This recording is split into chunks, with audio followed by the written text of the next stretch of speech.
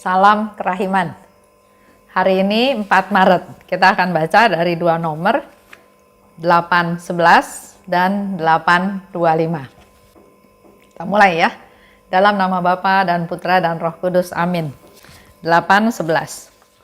Ketika aku memasuki kamar pengasinganku, aku mendengar kata-kata ini. Pada jam kematiannya, setiap orang yang mendaras koronka akan aku bela seperti kemuliaanku sendiri. Atau kalau ada orang lain yang mendaras koronka bagi orang yang sedang menghadapi ajal, ini akan mendapatkan indulgensi yang sama. Kalau koronka ini didaras di dekat pembaringan orang yang sedang menghadapi ajal, murka Allah akan dipadamkan. Dan kerahiman yang tak terselami akan meliputi jiwanya. Dan lubuk kerahimanku yang mesra akan tergerak karena sengsara putraku yang memilukan. Oh, kalau saja setiap orang menyadari betapa besarnya kerahiman Tuhan dan betapa banyaknya kita semua membutuhkan kerahiman itu, khususnya pada saat-saat yang genting itu. 8:25. Oh hari yang cerah dan cemerlang, saat segala impianku akan menjadi kenyataan. Oh hari yang begitu dirindukan orang, hari terakhir hidupku. Dengan penuh sukacita aku menatap ke depan, ke coretan terakhir yang akan digoreskan oleh seniman ilahi pada jiwaku, yang akan memberi jiwaku suatu keindahan yang unik yang akan membedakan aku dari keindahan semua jiwa yang lain. Oh hari yang agung, saat kasih ilahi akan menetap di dalam diriku. Pada hari itu, untuk pertama kalinya aku akan melakukan di hadapan surga dan bumi nyanyian kerahiman Tuhan yang tak terselami. Inilah karya dan misiku yang ditentukan Tuhan bagiku sejak awal dunia. Agar supaya nyanyian jiwaku itu dapat menyenangkan Tritunggal yang Maha Kudus, oh Roh Allah, arahkan dan bentuklah sendiri jiwaku. Aku mempersenjatai diriku dengan kesabaran dan menantikan kedatanganmu ya Allah yang Maha Rahim. Dan berhubung dengan penderitaan yang pedih serta ketakutan yang mengerikan, pada saat ini lebih dari kapanpun, aku berharap akan samudera kerahimanmu. Dan aku mengingatkan engkau ya Yesus yang Maha Rahim, Juru Selamat yang manis, akan semua yang telah engkau janjikan kepadaku. 8:11. Pada jam kematiannya, jadi di sana dikatakan ketika aku memasuki kamar pengasinganku. Ternyata yang dimaksud kamar pengasingan itu adalah kamarnya dia di rumah sakit. Dikatakan oleh Yesus ya, pada jam kematiannya, setiap orang yang mendaras koronka akan aku bela seperti kemuliaanku sendiri. Ini yang dijanjikan oleh Yesus sendiri. Setiap orang pada jam kematiannya, kita semua suatu hari akan mati, cepat atau lambat. Tapi Yesus katakan di sini pada jam kematiannya, setiap orang yang mendaras koronka akan aku bela sebagai kemuliaanku sendiri. Artinya orang itu dalam kondisi sekarat ya, pada jam kematiannya, jadi udah menjelang ajal, betul-betul menjelang ajal. Dan dia berdoa koronka. Orang yang bisa berdoa koronka pada saat menjelang ajal, pertama pasti dia tahu tentang doa koronka. Dia sering mengulang-ulang doa koronka tersebut.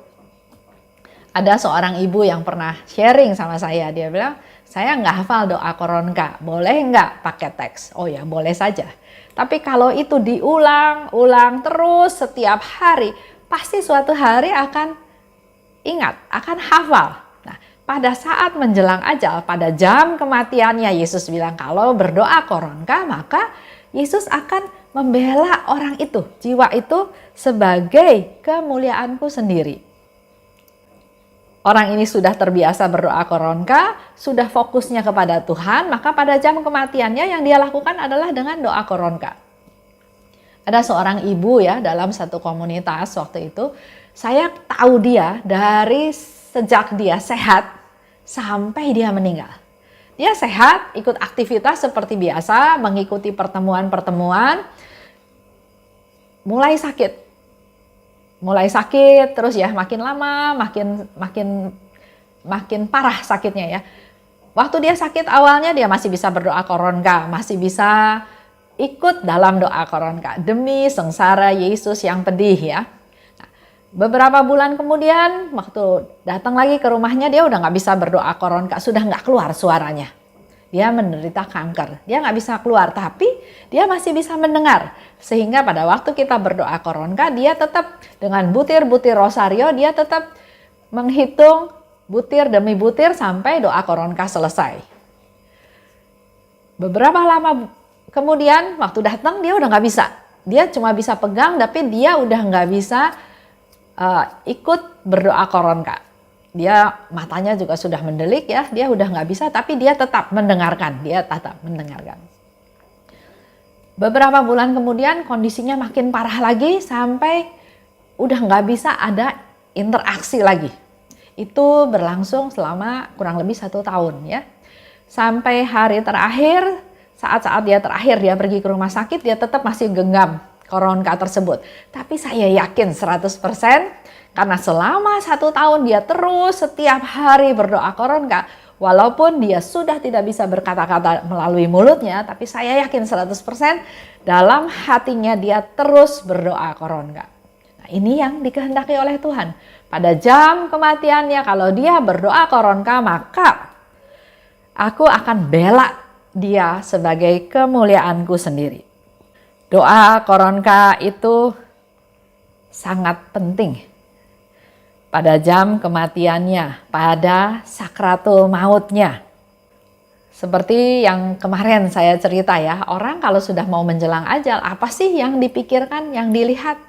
Pasti ingat dosanya. Aduh, dosa saya besar. Saya egois, saya jahatin orang, saya bikin orang lain susah, saya berdosa, saya terus fokusnya ya. Ada ketakutan itu, ada kekhawatiran itu. Tapi dengan doa koronka kita tahu. Pertama, doa koronka adalah doa yang diajarkan oleh Yesus dan Yesus minta berdoa koronka. Karena aku akan datang membela engkau. Itu yang pertama. Yang kedua, dalam doa koronka kita jelas-jelas tahu doa yang diajarkan oleh Yesus. Bapa yang kekal, dia berdoa kepada Allah. Enggak fokus kepada dosanya, enggak fokus kepada kejahatannya waktu dia di dunia, tapi dia fokus kepada Allah yang Maha Rahim. Bapa yang kekal, ku persembahkan tubuh dan darah, jiwa dan kealahan putramu yang terkasih, Tuhan kami Yesus Kristus. Lihat ya, kalau orang berdoa koronka menjelang ajal, yang jadi fokus bukan dosa, tapi dia mau mengimani kerahiman Tuhan tersebut. Dia tahu Yesus sudah berkorban. Yesus membela dia, bahkan wafat di kayu salib untuk membela dia supaya dia mengalami kerahiman Tuhan. Itu yang berlaku dalam doa koronka. Jadi wajar ya ada ketakutan dalam sakratul maut. Tapi kalau dia kenal doa koronka, kalau dia kenal kerahiman Tuhan, kalau dia berdoa doa koronka, maka fokusnya bukan pada dosa, tapi pada kerahiman Tuhan, pada kebaikan Tuhan, pada kemurahan Tuhan. Maka dengan iman seperti itu, dia berani datang pada Tuhan, bertobat, minta ampun pada Tuhan, dan yakin 100% Yesus akan membela dia sebagai kemuliaannya. Jadi bukan sesuatu kematian yang menakutkan, tapi ini adalah langkah awal untuk dia masuk ke kehidupan kekal. Jadi mari kita rajin-rajin mengajarkan, mewartakan, menceritakan, mengajar orang untuk berdoa koronka. Karena itulah satu-satunya bekal dia menjelang ajal. Harta, kekuasaan, nggak bisa. Ini sudah dibuktikan dalam masa pandemi ini. Begitu banyak orang yang terkenal, orang yang hebat, orang yang kaya, bahkan yang masih muda, yang sehat. Itu nggak bisa menolong dia untuk bertahan. Akhirnya dia harus meninggal. Hari ini kita dikasih tahu bahwa doa koronka adalah senjata yang diberikan oleh Tuhan untuk kita dalam masa menjelang ajal tersebut. Fokus pada kerahiman Tuhan, maka kita pun menengok, mengunjungi, berdoa untuk orang-orang yang sedang sekarat supaya mereka mengenal kerahiman Tuhan.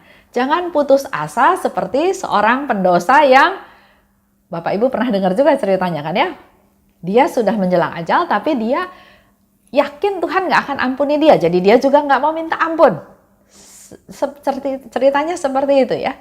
Tapi dengan hari ini kita tahu Tuhan memberikan doa koronka sebagai senjata terakhir untuk kita. Dan selanjutnya lagi, demi sengsara Yesus yang pedih, tunjukkanlah belas kasih-Mu kepada kami dan seluruh dunia. Kalau kita doa lagi tadi ya, Bapa yang kekal. Bapa yang kekal, ku persembahkan kepadamu tubuh dan darah, jiwa dan kealahan putramu yang terkasih Tuhan kami Yesus Kristus sebagai pendamaian untuk dosa kami dan dosa seluruh dunia. Kita berdosa, kita putus hubungan sama Tuhan. Tapi melalui pengorbanan Yesus, melalui Yesus yang dipersembahkan menjadi suatu pendamaian. Relasi kita dengan Allah nyambung lagi. Kita didamaikan dengan Allah. Karena kita semua tahu, Yesus datang ke dunia, Yesus datang dan hidup di bumi ini untuk menjadikan semuanya mulia. Baik yang di bumi maupun di surga. Sehingga dikatakan, aku akan membela dia demi kemuliaanku sendiri. Kalau orang-orang lain mendaras koronka dekat orang yang sedang menghadapi ajal.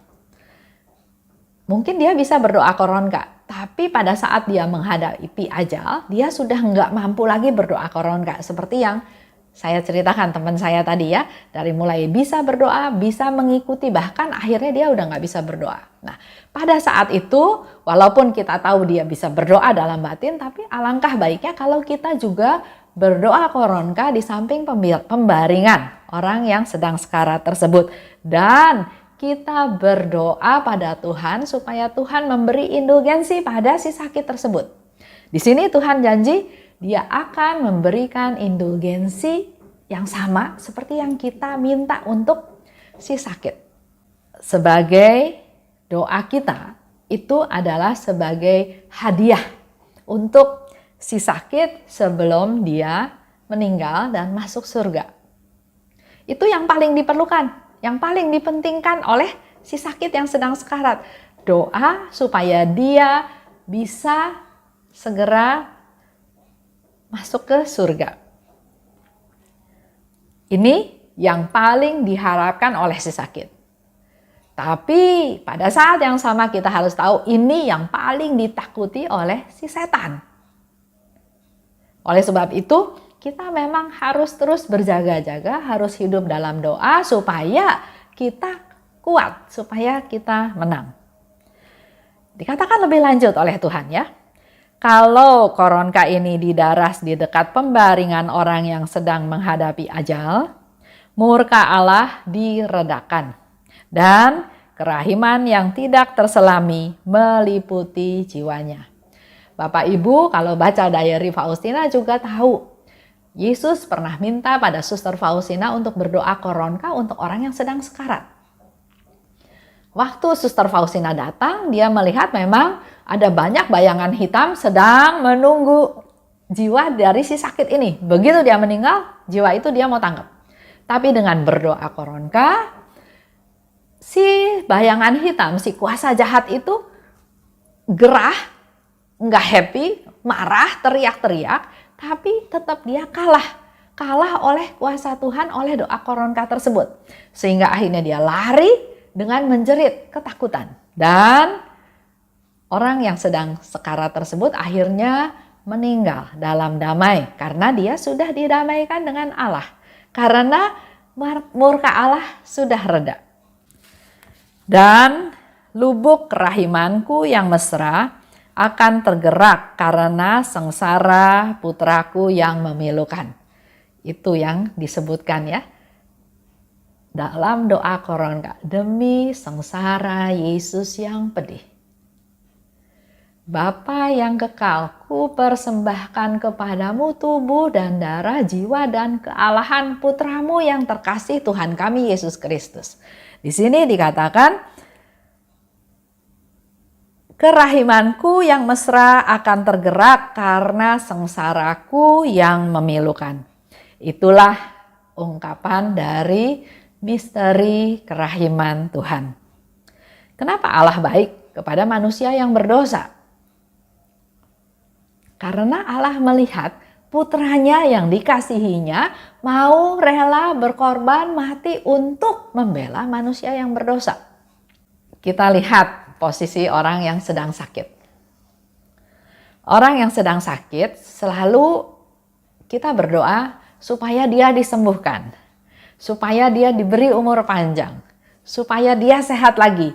Itu keinginan jasmani kita, keinginan duniawi kita, karena kita nggak mau kehilangan dengan orang yang kita kasihi. Padahal kita hari ini belajar dari Suster Faustina, dari apa yang dikatakan oleh Tuhan. Kematian itu adalah saat yang terindah sebetulnya. Saat kita bertemu dengan Tuhan, saat kita atau si sakit sudah tidak usah menderita sakit lagi, udah nggak usah merasakan kesusahan hidup di dunia lagi, tapi bisa menikmati hidup yang kekal. Oleh sebab itu, mari kita rubah persepsi orang-orang bahwa Koronka itu bukan pencabut nyawa, karena memang pernah ada seorang ibu ya, dia minta Haryanto untuk doa Koronka untuk ibunya yang sedang sakit di rumah sakit. Tapi dia pesan, Pak, jangan doa Koronka ya Pak, doa Rosario aja. Haryanto tanya, kenapa? Ya, karena kalau doa Koronka kan nanti dia mati. Saya mau mama saya jangan mati sekarang, nanti aja matinya. Jadi doa Rosario aja. Nah ini kan salah persepsi. Doa Rosario atau doa Koronka itu bukan doa pencabut nyawa. Tapi hari ini kita tahu doa Koronka adalah doa yang diberikan oleh Yesus sebagai senjata kita untuk dalam jam-jam kematiannya supaya murka Allah reda. Supaya Yesus datang membela kita sebagai kemuliaannya. Supaya kita diselamatkan. Supaya kita bisa masuk ke kehidupan kekal yang jauh lebih indah. Jadi Koronka bukan pencabut nyawa tapi penyelamat jiwa. Jiwa kita selamat. Setiap kita akan meninggal. Tuhan menyiapkan kita supaya sakratul maut tidak menakutkan. Meringankan kematian dan kita mengalami kematian yang indah. Seorang Romo pernah bilang sama saya, coba Esther lihat wajah daripada orang yang meninggal tersebut. Lihat, damai, tenang, berarti dia siap. Ada lagi orang yang juga meninggal dengan wajah yang keras. Beda ya. Nah, kita perlu berdoa buat mereka-mereka supaya dia juga bisa punya jalan yang lancar pulang ke rumah Tuhan. Dan satu hal, murka Allah menjadi reda, kita dibela oleh Yesus demi kemuliaannya sendiri, maka dengan doa Koronka melindungi jiwa dari api neraka. Dan di situ Suster Faustina bilang, kalau saja setiap orang menyadari betapa besarnya kerahiman Tuhan dan betapa banyaknya kita semua membutuhkan kerahiman itu, khususnya pada saat-saat genting ini. Sekarang masa pandemi, begitu banyak orang yang meninggal mendadak. Apakah dengan persiapan atau dengan tidak ada persiapan? Dia lagi jalan-jalan ke Bali, tiba-tiba meninggal di Bali. Pasti nggak lagi siap untuk meninggal. Dia jalan-jalan ke Bali, pulang dari Bali dia sakit dan meninggal. Nah, banyak hal terjadi seperti ini. Lihat apa yang dikatakan oleh Suster Faustina.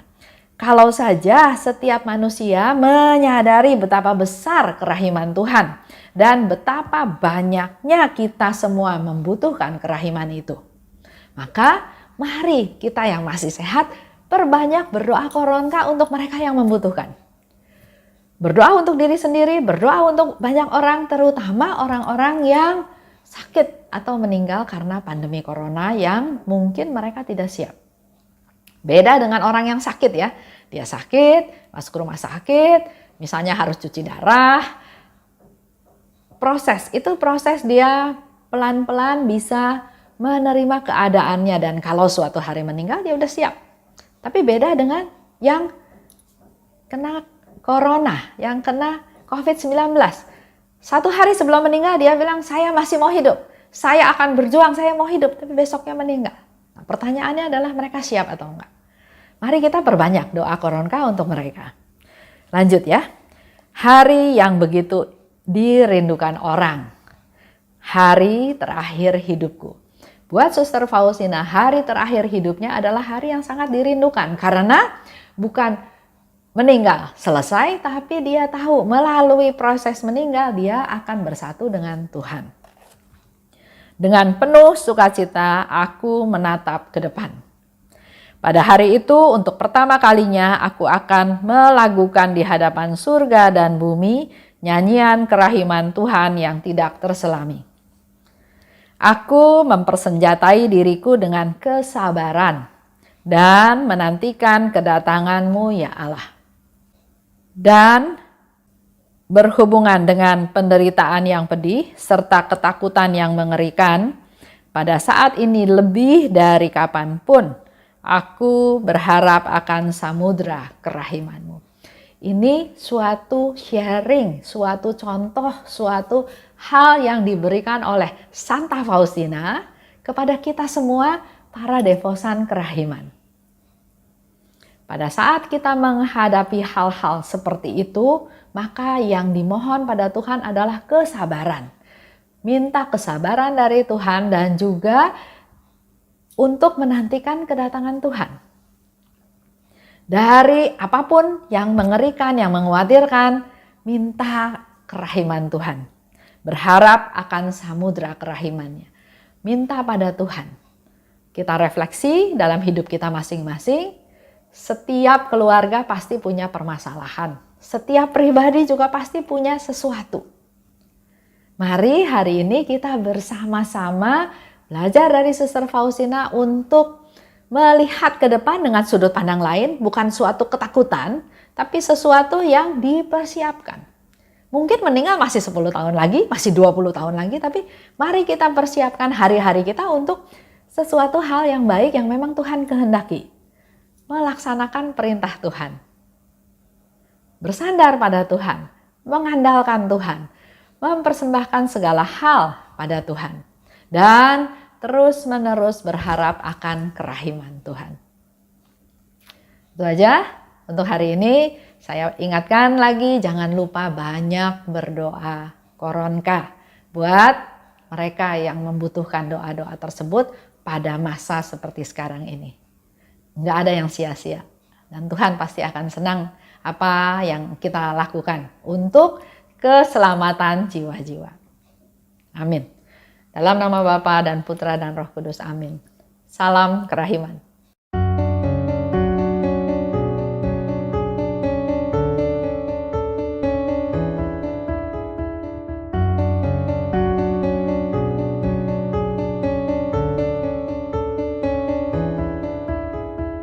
Mengapa engkau membiarkan banyak dosa dan kejahatan? Mengapa engkau tidak menghukumnya?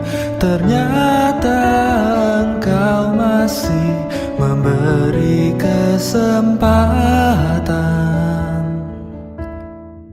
Dia memperpanjang masa kerahiman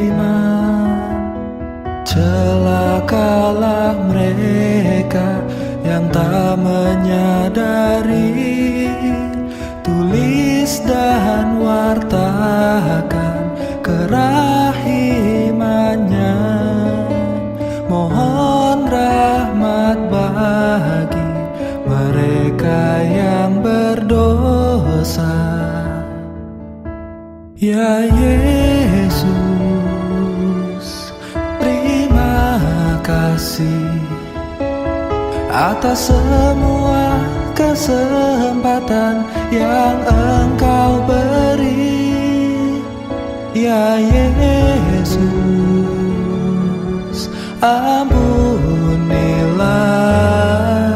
atas semua dosa yang terjadi.